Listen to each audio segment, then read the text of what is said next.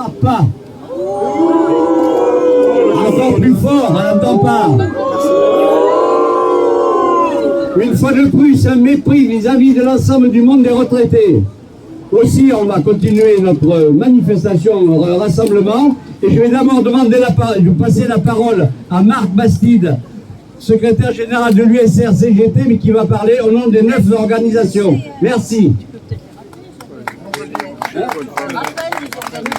Oh ben, ceux qui ne le sauraient pas, il y a Force ouvrière qui devrait arriver, il y a Solidaire, il y a l'AFSU, la CFTC, la CGC qui est excusée, elle a mis sa voiture mais ils ne sont pas disponibles, et les associations. Attends. Si les élèves faisaient comme ça, vous les auriez mis au coin. La FGR, ensuite les associations comme l'UNRPA et LSR. Voilà, ça y est, tout est dit. La parole à Marc. Allez Marco. Pénible les vieux. Chers camarades, d'ores et déjà notre journée d'aujourd'hui d'action et de mobilisation nationale est un véritable succès, avec 89 rassemblements et manifestations dans notre pays. À ce jour, c'est près de 63 000 pétitions qui ont été signées. D'ailleurs, mesurons que ces pétitions ont été signées avec débat sur les marchés, dans les discussions avec la population, dans nos réunions de section. C'est le fait du succès d'aujourd'hui dans notre pays. C'est le fruit de tous les débats que la mobilisation s'est construite autour de l'augmentation des pensions et des retraites de 10% proposée par le groupe des 9. Était-ce que 10% d'augmentation de nos pensions serait utopique comme certains le pensent sûrement? Depuis le 1er janvier 2017, les années du président Macron ont fait perdre 9,6%, soit l'équivalent de 2,4 mois de pension. Et pour les retraités qui ont subi l'augmentation de la CSG, au 1er janvier 2018, ils ont perdu 3,6 mois de pension. Alors que le Code de la Sécurité sociale stipule que les pensions doivent être révalorisées au niveau de l'inflation. Depuis plus de 2 ans, nous assistons à une très forte augmentation des produits de première nécessité. Les légumes, les pâtes, le beurre, le fromage, la viande, le poisson, les œufs, et ainsi que les dépenses incompressibles, comme le gaz, l'électricité, l'essence, le fuel et le bois pour certains, et y compris les loyers. À cela s'ajoutent les difficultés à se soigner, d'une part par le manque de médecins généralistes, que ce soit en ruralité ou en ville, le dépassement d'honoraires qui exclut de plus en plus de retraités pour des soins dentaires ou spécialisés, ainsi que l'augmentation des complémentaires santé.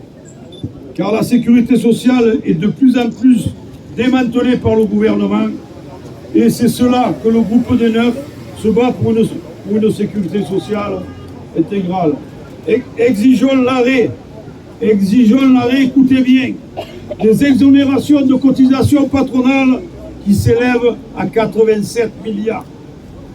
Le gouvernement vient d'annoncer une révalorisation des pensions de 5,2% au 1er janvier 2024 des retraites et des pensions de base. Face à la mobilisation des retraités, mais cela, certes, est très insuffisant face à la perte cumulée, ne serait-ce que depuis 2017, je le répète, 2,4 à moins sur nos pensions et 3,6 pour d'autres. Constatons ainsi que les prix ne baissent pas. Il en est de même en ce qui concerne l'AGIRC et l'ARCO. Nous nous félicitons des mobilisations des retraités ces derniers mois sur l'augmentation des retraites complémentaires.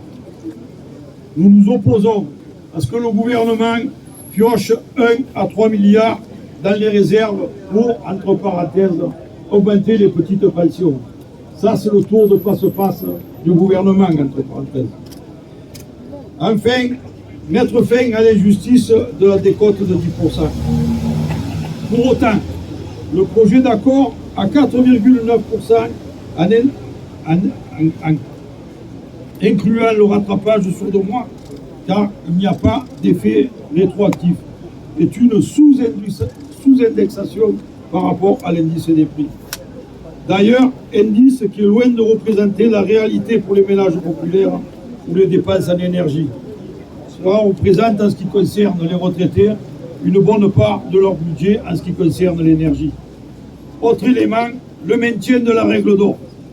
Maintien de la règle d'or, écoutez bien quand même, il impose que la priorité soit de maintenir des réserves avec des placements spéculatifs au détriment de la révalorisation des pensions et des retraites.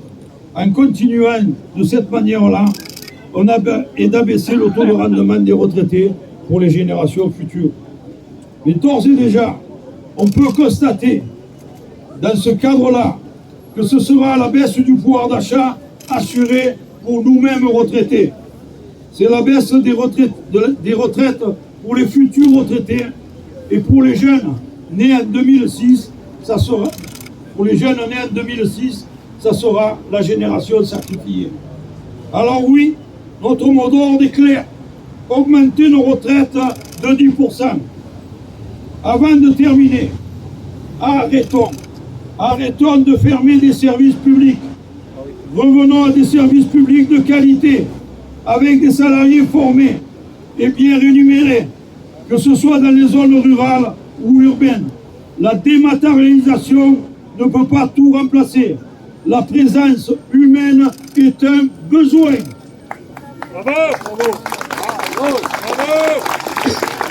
Chacune et chacun d'entre nous peut mesurer que la fermeture d'un service, impôt, poste ou tournée de facteurs crée de plus en plus d'isolement pour les personnes âgées dans sa commune, dans son quartier.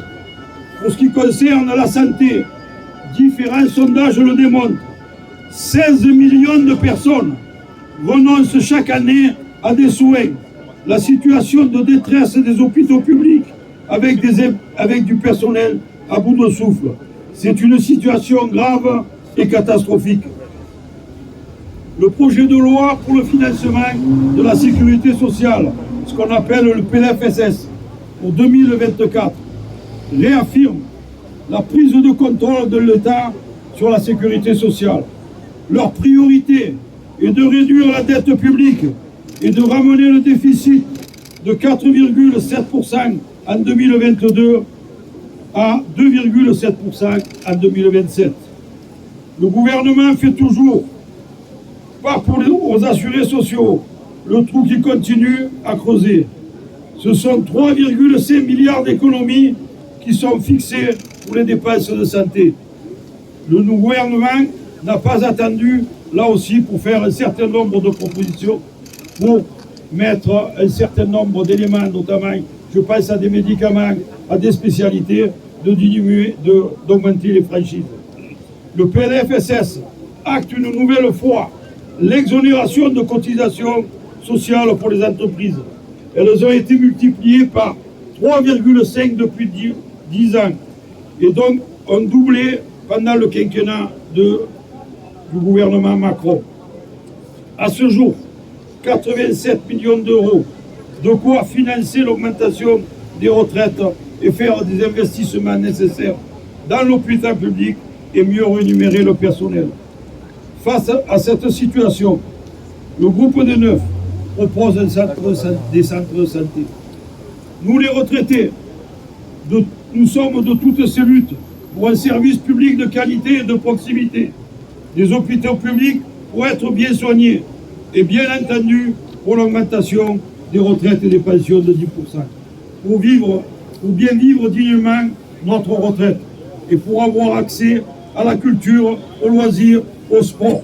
Car bien souvent, c'est le premier poste dans le budget des retraités supprimé. Alors oui, on lâche rien, ne lâchons rien pour l'augmentation de nos pensions et de nos retraites à 10%. Merci de votre attention.